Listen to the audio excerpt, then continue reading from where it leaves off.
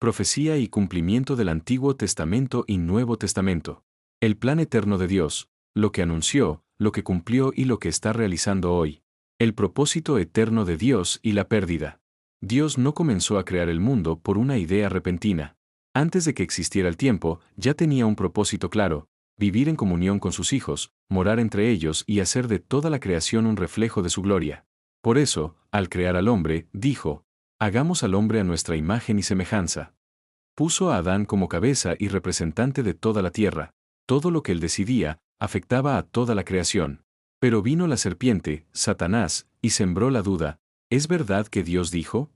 Al desobedecer, Adán no solo rompió una regla, rompió el vínculo de confianza y autoridad que lo unía a su Creador. Al separarse de Dios, pasó a estar bajo el dominio del que le mintió. Como cuando un hijo se aleja de su padre y se pone bajo el mando de un extraño, pierde su herencia, su protección y su verdadera identidad. Así pasó con nosotros. Todos nacimos bajo ese dominio, porque venimos de esa misma raíz. Lo profundo: durante estos 6000 años, Dios no ha estado lejos sin hacer nada. Desde el mismo momento de la caída, anunció la solución: la descendencia de la mujer herirá la cabeza de la serpiente. Génesis, capítulo 3, versículo 15. Esa fue la primera profecía, la promesa de que vendría alguien para recuperar todo lo perdido. Ejemplo: imagina que construyes una casa hermosa para tu familia, pero alguien se la adueña y cambia las cerraduras. Tú no te olvidas de esa casa, preparas todo con paciencia, planeas cada paso y esperas el momento justo para recuperarla y devolverle su gloria original. Así hace Dios. La historia: el pecado se repite, pero la promesa permanece. Después de Adán, vemos cómo la humanidad intentó salir adelante por sí misma, pero siempre volvía a caer. En tiempos de Noé, la maldad llenó toda la tierra, porque todos seguían su propio camino. Solo Noé conservó la fe, y por medio de su familia se mantuvo viva la promesa. Luego vino Abraham, a quien Dios le prometió una descendencia numerosa y una tierra eterna, aunque él no tenía hijos y era anciano. Abraham creyó, y eso le fue contado por justicia. Más tarde, Moisés recibió la ley, mostraba lo que agrada a Dios, pero no tenía el poder para cambiar el corazón del hombre. Incluso el rey Salomón, el más sabio y rico de todos, al final repitió el error de Adán: adoró dioses ajenos. Como dice Oseas, capítulo 6, versículo 7, como Adán, traspasaron el pacto. Lo profundo: todo esto nos enseña una verdad grande: ningún ser humano, por más bueno, sabio o poderoso que sea, puede cumplir por sí mismo el pacto perfecto. Todos fallamos, porque llevamos la naturaleza del pecado. Por eso la promesa no dependió de hombres, sino de Dios, que es fiel. Ejemplo: es como si intentaras subir una montaña muy alta cargando una piedra pesada en la espalda. Por más que te esfuerces, no llegarás a la cima. Necesitas que alguien que ya la venció te ayude y te lleve. Solo Jesús podía hacerlo. Jesús, el único que cumple toda la profecía. Cuando llegó el tiempo exacto que Dios había preparado, vino Jesús. Él no vino a cambiar el plan, sino a cumplirlo al pie de la letra. Como dice Ezequiel, capítulo 3, versículos 1 al 3, el siervo recibe el libro de la palabra de Dios, lo hace suyo y lo obedece por completo. Jesús dijo: mi comida es hacer la voluntad del que me envió. No hizo su propia voluntad, sino todo lo que el Padre le mandó. En Mateo, capítulo 15, versículo 24 explica su misión exacta: no soy enviado sino a las ovejas perdidas de la casa de Israel. Vino a buscar lo que se había alejado, tal como estaba prometido siglos antes. Cumplió cada detalle: nació de virgen, en Belén, sufrió, murió y resucitó, todo según lo escrito. Lo profundo: Jesús fue el nuevo Adán. Mientras el primero perdió todo por desobediencia, el segundo recuperó todo por su obediencia perfecta. Venció la tentación, el pecado y la muerte. Al decir consumado es, significaba: el precio está pagado, el derecho está recuperado, la profecía de la primera venida está cumplida. Ejemplo: imagina que hay una puerta cerrada con muchas cerraduras, y nadie tiene las llaves. Jesús tiene todas las llaves, porque él mismo diseñó la puerta y pagó el derecho de abrirla. Nadie más podría hacerlo. Lo que Jesús anunció para el tiempo final. Jesús sabía que su obra no terminaba en la cruz. Antes de subir al cielo, dejó claras las señales y promesas que faltaban por cumplir. En Mateo, capítulo 24, nos advirtió sobre falsos cristos, guerras, desastres y la forma de reconocer su verdadera venida, para que no nos engañemos. Todo el libro del Apocalipsis es la continuación de su palabra, describe cómo se cerrará la historia, cómo se juzgará el mal y cómo se establecerá el reino eterno. Como dice Juan, capítulo 14, versículo 29, os lo he dicho antes que suceda, para que cuando suceda, creáis. Dios no nos oculta lo que hará, nos avisa para que tengamos certeza y vivamos preparados. Lo profundo, la profecía no es un rompecabezas misterioso solo para sabios. Es la garantía de que Dios tiene el control de la historia, y que lo que Él dice, sucederá. Si cumplió lo primero, cumplirá también lo que falta. Ejemplo, es como cuando un sembrador te dice, esta semilla primero brotará, luego echará tallo, luego la espiga y por último el grano. Tú ves el proceso y sabes que al final llegará la cosecha. Así pasa con el plan de Dios. El cumplimiento de Apocalipsis. La profecía del libro del Apocalipsis no es algo que sucederá solo al final del mundo de golpe. Tiene un orden, un proceso y etapas claras que se van cumpliendo paso a paso, tal como Dios lo estableció. Vamos a verlo detalladamente. Los 7 mensajeros y la verdad que se debió cuidar.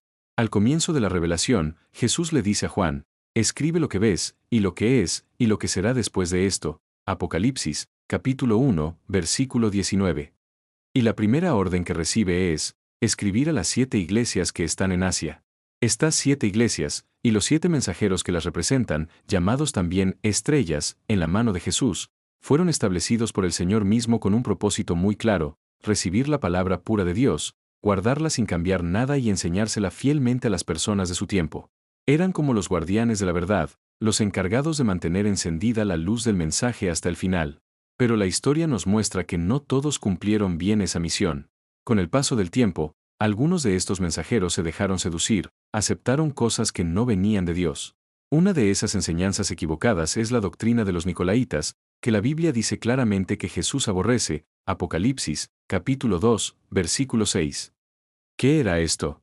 Era una enseñanza que decía que se podía creer en Dios y al mismo tiempo hacer cosas que Él prohíbe, mezclar la fe con costumbres paganas, comer lo sacrificado a ídolos y vivir en inmoralidad, pensando que no pasaba nada. También se habla del vino del furor de su fornicación. Apocalipsis, capítulo 17, versículo 2. En la Biblia, la fornicación espiritual significa unirse a algo o a alguien en lugar de unirse solo a Dios. Es como si una esposa se uniera a extraños, es romper el pacto. El vino es esa enseñanza falsa que embriaga la mente, engaña y hace que la gente crea que lo malo es bueno. Lo profundo, no fallaron por falta de conocimiento, sino porque abrieron la puerta a lo que no pertenecía. En lugar de purificar y cuidar la palabra, la mezclaron con ideas humanas y tradiciones que no estaban en las Escrituras. Y cuando el mensajero se equivoca, todo el pueblo que lo escucha se pierde con él. Ejemplo, imagina que te confían cuidar un manantial de agua pura que bebe todo el pueblo. Pero tú dejas que entren ramas, tierra y agua sucia de otros arroyos. El agua ya no es la misma, aunque sigue siendo agua, ya no sirve para sanar ni para nutrir como debía. Así pasó con el mensaje que se debía cuidar. El trono de Dios, donde todo se decide y todo sale. Después de mostrar lo que pasaba con los mensajeros y las iglesias, la visión cambia totalmente. Juan ve que se abre una puerta en el cielo, y escucha la misma voz que le habló antes, que le dice, sube aquí, y te mostraré las cosas que sucederán después de esto. Apocalipsis, capítulo 4, versículo 1. ¿Por qué pasa esto? Porque en la tierra se había perdido el orden y la verdad, así que Dios muestra que la autoridad no está en los hombres que fallan, sino en Él, en el cielo. Al entrar, Juan ve lo más importante de todo, un trono puesto en el cielo, y sobre el trono alguien sentado. Ese es Dios Padre, el Creador de todo, el que tiene el control absoluto. Alrededor hay otros tronos, 24 ancianos, 4 seres vivientes que no dejan de decir, Santo, Santo, Santo es el Señor Dios Todopoderoso, el que era, el que es y el que ha de venir. ¿Qué significa esto para nosotros? El trono es el centro de toda decisión, nada de lo que pasa en la tierra se escapa a lo que Dios decide allí. Si aquí vemos confusión, errores o engaños, es porque Dios está dejando que se cumpla lo que Él mismo anunció, pero al final su voluntad se hará sí o sí. De allí sale todo lo que ha de suceder. Más adelante veremos rayos, voces y truenos que salen del trono. Apocalipsis, capítulo 4, versículo 5. Eso significa que el juicio, la salvación y el cumplimiento de la profecía no nacen de ideas humanas, sino que salen directamente de la voluntad de Dios. Nadie puede cambiar lo que allí se establece, aunque muchos hombres se equivoquen, enseñen mentiras o se olviden de Dios, Él no cambia, su plan no se cancela y su autoridad sigue intacta. Ejemplo, es como en un país. Aunque en algunos pueblos los encargados se equivoquen o hagan cosas malas, la ley verdadera y la autoridad máxima siguen estando en el gobierno central. Allí es donde se decide cómo se arreglará todo y cómo se hará justicia. Así es el trono de Dios, es el lugar desde donde se pondrá todo en su lugar. En Apocalipsis, capítulo 5 aparece el gran misterio, un libro sellado con 7 sellos, que contiene el decreto final para cerrar la historia. Nadie en el cielo, en la tierra ni debajo de ella podía abrirlo, porque nadie había vencido al pecado ni a la muerte. Hasta que se presenta el león de la tribu de Judá, la raíz de David, Jesús. Él venció, y por eso es el único digno de tomar el libro, romper los sellos y hacer realidad todo lo escrito. Lo profundo.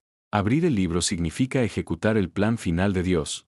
No es solo leerlo, es tener el poder y la autoridad para llevarlo a cabo. Y esto es lo que está sucediendo en este tiempo, la profecía anunciada se está cumpliendo en la realidad. Ejemplo, es como un decreto real que está guardado y sellado. Solo el rey tiene la autoridad para romper los sellos y decir, ahora se cumple esto. Nadie más puede hacerlo sin cambiar su sentido. ¿Cómo reconocer la verdad y su cumplimiento? Muchos leen la profecía y se quedan solo con las palabras antiguas, sin entender que la palabra de Dios es viva y se cumple en cada generación. La verdad se confirma así. Primero, coincide con todo lo que dice la Biblia, sin contradecirse. Segundo, se cumple tal cual fue anunciada. Tercero, apunta siempre a Jesús, no a hombres ni grupos. Cuarto, invita al arrepentimiento, a la fe y a prepararse para su venida. Quienes han visto y oído lo que Dios está haciendo hoy, pueden dar un testimonio seguro, no hablan de suposiciones, sino de la realidad de lo que Él cumple. Lo profundo, Dios no es solo el Dios del pasado, sino el Dios de hoy. Él sigue hablando, sigue cumpliendo y sigue llamando a quienes quieran caminar en su verdad. Ejemplo, si alguien te describe con detalle una casa que no conoces, y luego vas y la ves exactamente igual, ya no tienes duda. Con la profecía pasa lo mismo. Al ver su cumplimiento, sabes que viene de Dios. Todo lo que Dios prometió hace miles de años, lo ha cumplido fielmente en Jesús. Lo que falta por suceder, sucederá tal cual está escrito. La profecía no es para asustarnos, sino para darnos certeza, Dios tiene el control y su plan no falla. La pregunta que queda para cada uno es, ¿estás tú escuchando lo que Dios dice y preparando tu corazón para cuando todo se cumpla por completo?